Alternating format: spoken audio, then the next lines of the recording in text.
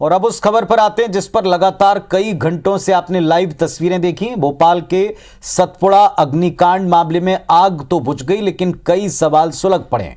अग्निकांड की जांच शुरू हो गई है। प्रशासनिक अधिकारियों की टीम सतपुड़ा भवन पहुंची है। ACS home Rajesh Rajora, PS urban Neeraj Mandloi पहुंचे हैं। पीएस पीडब्ल्यूडी सुखबीर सिंह और एडीजी फायर भी पहुंचे हैं। प्रारंभिक कारणों का पता करके मुख्यमंत्री को अपनी रिपोर्ट सौंपेंगे। मुख्यमंत्री आवास पर आज एक आपात बैठक बुलाई गई। हाई लेवल की मीटिंग थी। विपक्ष इस पर पहले ही हमलावर है। इसे साजिशन लगाई गई आग तक बताया गया है। दूसरी तरफ अधिकारियों का एक दल पहुंचा है जो अपनी रिपोर्ट मुख्यमंत्री को सौंपेगा। इसमें पीएसपीडब्ल्यूडी सुखबीर सिंह हैं, एडीजी फायर वो भी पहुंचे हुए हैं। प्रारंभिक कारण क्या समझ में आते हैं, इसकी रिपोर्ट आज की जाएगी मुख्यमंत्री को। बता दें आपको, सतपुड़ा भवन में कल शाम को 3 से 4 बजे के बीच में जो आग लगी थी, 13 से 14 घंटे लगातार आग तीसरी मंजिल से शुरू होकर छठी मंजिल तक पहुंची। विभिन्न विभागों के दफ्तरों को अपनी चपेट में ले लिया। सारी रात आग बुझाने के प्रयास करती रही है टीम, लेकिन बीच राजधानी में इतने बड़े मुख्यालय पर, सेफ्टी सिस्टम पर, सेफ्टी अलर्ट पर और आग लग जाने पर जो साधन होने चाहिए एक राजधानी में, उस पर बड़े सवाल उठा गई आग।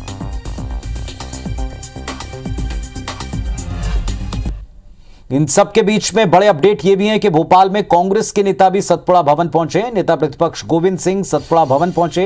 विधायक पीसी शर्मा, पांचीलाल मेड़ा भी वहां पहुंचे और सुरक्षा कर्मियों ने कांग्रेस के डेलीगेशन को वहां से लौटा दिया।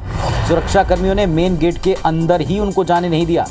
नेता प्रतिपक्ष और सुरक्षा कर्मियों के बीच में इस बात को लेकर बहस हुई है। नेता प्रतिपक्ष गोविंद सिंह ने सरकार पर फिर आरोप लगाया, बची फाइलें भी नष्ट करवाना चाहती है सरकार, लोकतंत्र का गला घोंट रही सरकार। तो कई तरह के आरोप कल से लेकर आज तक लगाए जा रहे हैं। सबसे बड़ा आरोप यही है, गंभीर आरोप यही है कि काले कारनामों की फाइलें मिटाने के लिए आग लगाई गई।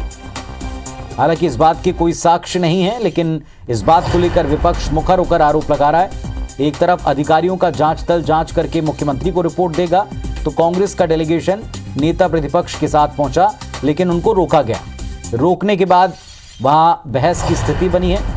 नेता प्रतिपक्ष ने गंभीर आरोप लगाए सरकार पर। बड़े सवाल आप देखें, आग बुझाने में नाकामी क्यों? एंटी फायर सिस्टम क्यों काम नहीं कर रहा था? 4 साल से फायर ऑडिट क्यों नहीं हुआ? इसका जिम्मेदार कौन है? क्यों शोपीस साबित हुई है 5 करोड़ की हाइड्रोलिक मशीन? साजिशन क्या ये आग लगाई गई जिसके आरोप हैं? हादसों से क्या सबक नहीं लिया? क्या जिम्मेदारों पर अब कोई एक्शन होगा या लीपापोती होगी? ये बड़े सवाल हैं। इन्हीं बड़े सवालों का जवाब चाहिए, जिसे छिपाने के लिए दफ्तरों को स्वाहा किया। ऐसी क्या बात थी? चुनाव से पहले ही सतपुड़ा भवन क्यों सुलगता है, क्यों आग लगती है? इसका अपना एक इतिहास रहा। ये कई सवाल हैं।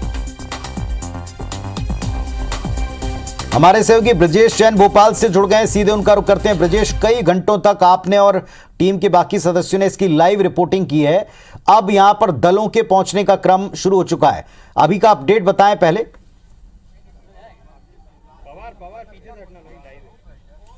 देखिए, अभी नेता प्रतिपक्ष गोविंद सिंह अपने तमाम विधायकों के साथ यहां पहुंचे थे, लेकिन उन्हें यहां पर रोक दिया गया है, अंदर नहीं जाने दिया गया है। गार्ड जो है जो सतपुड़ा भवन के गेट पर मौजूद थे, वो अंदर नहीं जाने दे रहे थे। इस दौरान धक्का मुक्की भी हुई है और कांग्रेस विधायकों को बैरंग लौटा दिया गया है, भीतर एंट्री नहीं दी है। नाराज होकर तमाम लोग सतपुड़ा भवन के सामने सीढ़ी पर धरने पर बैठे हुए हैं। सर, आप बताएंगे क्या लग रहा है? सर, अंदर नहीं जाने दिए गए, अब आप यहाँ धरना दे रहे हैं, क्या मांगे?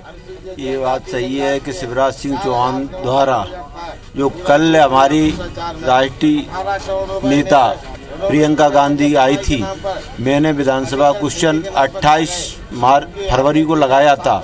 उसमें करोड़ों रुपए का जो बेरोजगार हैं, करोड़ों रुपए का खर्च किया था। उसमें मात्र 21 नौकरियां दी गई हैं मध्य प्रदेश सरकार ने।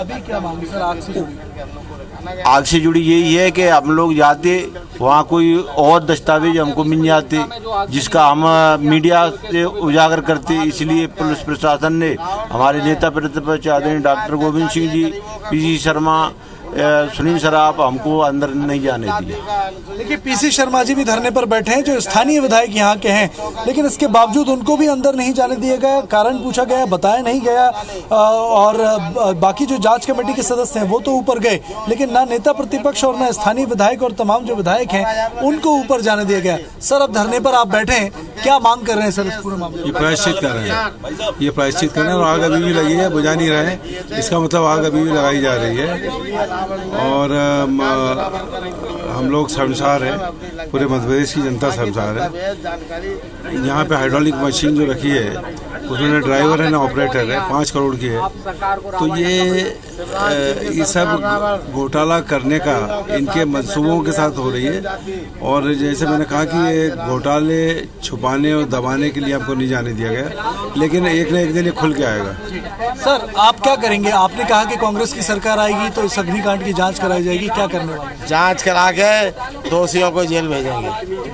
तो देखिए लगातार धरना यहाँ पर जारी है नेता प्रतिपक्ष गोविंद सिंह का, और दूसरी तरफ हम तस्वीर भी ताज़ा दिखा देते हैं। हालांकि पानी की बौछारें डालने का काम अब पूरी तरीके से बंद हो चुका है। हालांकि 5वें और 6ठे फ्लोर पर हल्का धुआं देखा जा रहा है। इसका मतलब यह है कि अंदर का कुछ चीज़ें हैं जैसे लकड़ी, प्लास्टिक या एल्यूमिनियम की चीज़ें जो जल रही हैं और उसमें अभी तक टीम नहीं पहुँच पाई है 6th फ्लोर पर। लेकिन 3रे, 4थे और 5वें फ्लोर की बात करें तो आग पूरी तरीके से कंट्रोल हो चुकी है। जो जाँच कमेटी घोषित की गई थी उसके 2 सदस्य यहाँ पर पहुँचे हुए हैं। अंदर जाकर तकनीकी पहलुओं से भी ये जांच की जा रही है कि किस कारण से आगजनी की घटना हुई है। लगातार जांच जारी है और 3 दिन में रिपोर्ट सबमिट करनी है। लेकिन मुझे लगता है कि सियासत लगातार इस पूरे मामले में हो रही है जो आगे भी लगातार बढ़ेगी। ब्रजेश, अभी अगर शुरुआती पहलू जो जांच का था कि आग शुरू कैसे हुई, कितना नुकसान हुआ, क्या आज ही ये रिपोर्ट मुख्यमंत्री तक पहुंच जाएगी कि शुरुआती कारण समझ में आ जाए और कितना नुकसान हुआ इसकी शुरुआती तौर के ऊपर कोई बात की जाए? कितना नुकसान का आकलन हो रहा है इसके बारे में कोई भी इनपुट आप दे पाएंगे? बिल्कुल, देखिए 3rd फ्लोर हम दिखाते हैं जहां से आग की शुरुआत हुई। और आपने पूछा कि आग का कारण, तो जो कर्मचारी हैं प्रत्यक्षदर्शी आदिम जाति कल्याण विभाग के, उनका यही कहना है कि पहले एसी में आग लगी, धुआं निकला और उसके बाद एसी फट गया, ब्लास्ट की आवाज आई। सारे कर्मचारी बाहर भागे जब तक आग जो है वो उस जहां एसी लगा हुआ था उस पूरे चैम्बर में फैल चुकी थी।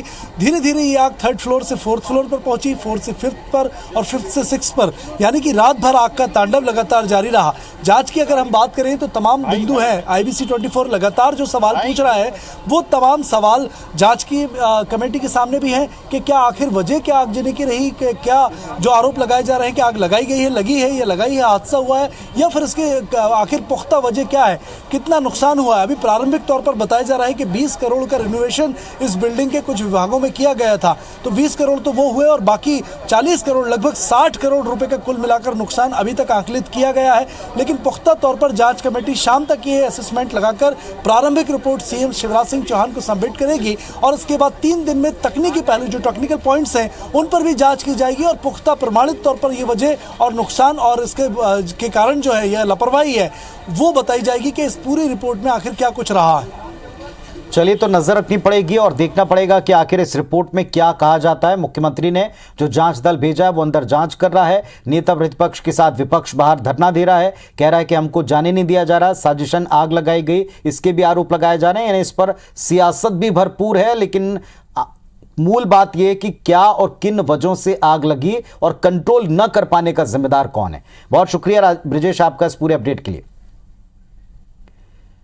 तो आग के बुझने के बाद में भी अभी भी कई सवाल हैं। 13 से 14 घंटे लग गए उस आग को काबू पाने के लिए, जहां पर्याप्त जगह भी दिखाई पड़ती है, जहां हाइड्रोलिक मशीन होने के बावजूद इसे ऑपरेटर ना मिल पाने की वजह से उसका कोई उपयोग नहीं किया जा सका। यह आलम अगर राजधानी का है, यह आलम अगर समस्त विभागों के मुख्यालय का है, तो बाकी रिमोट एरियाज में आप उम्मीद ही क्या कर सकते हैं। गर्मी में आग लगना, गर्मी में आग की घटनाएं सामने आना, इसमें कोई हैरत की बात नहीं, लेकिन इंतजाम नहीं होना, राजधानी में ढंग के प्रबंध नहीं होना, यह अपने आप में सवाल उठाता है।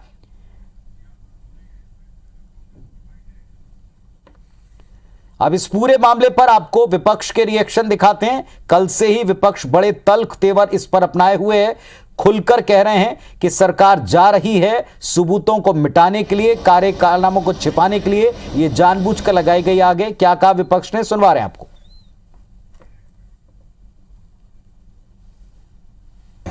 ये एक और भ्रष्टाचार का उदाहरण है। ये क्या आग लगी या आग लगाई गई, प्रश्न ये है। किस तरह 12,000 फाइल, अभी तक तो बोला है कि 12,000 फाइलें जली हैं, पता नहीं कितने हज़ारों फाइल जली हैं, उसका क्या लक्ष्य था, क्या उद्देश्य था। ये एक बहुत बड़ा भ्रष्टाचार का मामला है और इसमें पूरी जांच होनी चाहिए, स्वतंत्र एजेंसी से जांच होनी चाहिए। 4,000 कर्मचारी अंदर है, अब इसमें कैसे आग लग जाएगी, कौन मिट्टी का तेल पेट्रोल ले जाएगा, ये सोचने वाली बात है। मेरे को तरस आता है इनकी बुद्धि पर कि वहाँ पर इस तरह का कोई फाइलों का सिस्टम भी नहीं था जिस तरह के वो आरोप लगा रहे हैं। ये निंदा के काबिल आरोप है। कोई ना तो वहाँ परचेजिंग की फाइलें रहती हैं, ना टेंडर की फाइलें रहती हैं। तो विपक्ष के आरोपों पर सत्ता पक्ष भी जमकर सफाई देने की, वार करने की कोशिश कर रहा है, लेकिन सवाल तो हैं, अभी भी सवाल हैं कि चुनाव के आसपास आग क्यों लगती है, आग लगने के बाद में बुझाने के इंतजाम नाकाफी क्यों पड़ गए हैं, मशीन होने पर उसके ऑपरेटर मौजूद क्यों नहीं है, और इतना लंबा वक्त लग जाने के बाद क्या और कितना नुकसान हुआ, इसकी जिम्मेदारी किस पर दी जाएगी। ये सवालों के जवाब कब तक मिलते हैं, सरकार की तरफ पूरा प्रदेश देख रहा है।